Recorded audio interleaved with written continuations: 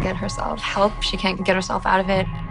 It's just the saddest thing that she just has to deal with it by herself on her own. Please, Mommy.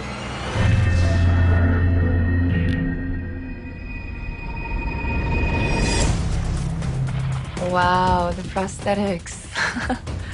I've never done so much prosthetics in my life. What time did I start? I don't know, 6 o'clock in the morning until like 5 o'clock in the afternoon. I had casts that were done in New York just to create the molding of my body. You know, the proto-molecule just growing all over her body. Amazing how they made it look so gore and yet so beautiful. Wait. They don't know what they're about to find.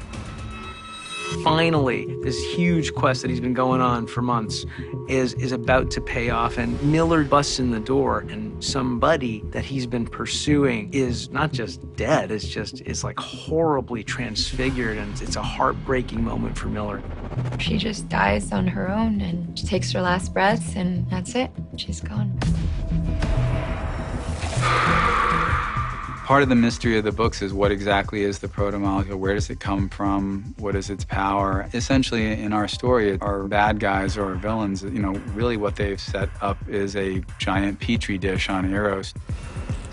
Hundreds of thousands of people will be infected with this thing. For what purpose? We don't know yet. And Julie died trying to unravel this thing. So now it's personal for Miller. Now it's his personal cause to pick up the torch where Julie left off and finish this.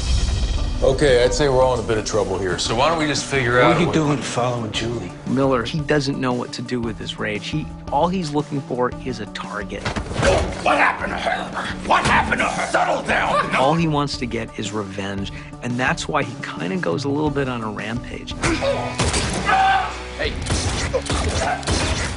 And they're two guys with completely different MOs. You a medic? Ice hauler. Great. You know, Holden is still kind of holding on to this idea of being a good guy. It's really a sort of Butch and Sundance is how we pictured it. I've never shot anyone. Half the system thinks you're some kind of outlaw hero, but you're really kind of clueless, aren't you? Well, thank God I got you here. A lot of humor, but also two guys who really don't like each other, but have to rely on each other to survive. Grew up in a goddamn pachinko parlor. Sure as shit don't want to die in one. By the time the two of these guys, sick with radiation poisoning, managed to get each other out of this place, they bonded together in a way that we're definitely going to play into season 2 of the show. I think it's a shocking and very difficult moment for Holden in the pachinko parlor. Where they kill this man with their hands. It's kind of a baptism by fire. It is that first sort of inkling of Holden absorbing some of Miller's way of operating, and it's him crossing a little bit into the dark side. Right on time, as usual. Christian Avasarala, I trust you remember Jules Piramau. It's a pleasure to see you again, madame. Avasarala has been betrayed by her own friends. You all right?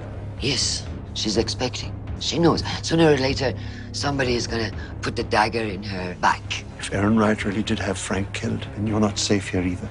She's in a nest of vipers where one of the most highly placed men on Earth is causing a war that she has to figure out a way to stop. I think she's a chess player who never loses, and suddenly she finds herself in the midst of a game that she doesn't understand. The stubborn old woman. Eyes locked on yesterday's game. If you look into her eyes, you're scared. What she's gonna do next, only God knows with Avasarala. You guys look like shit.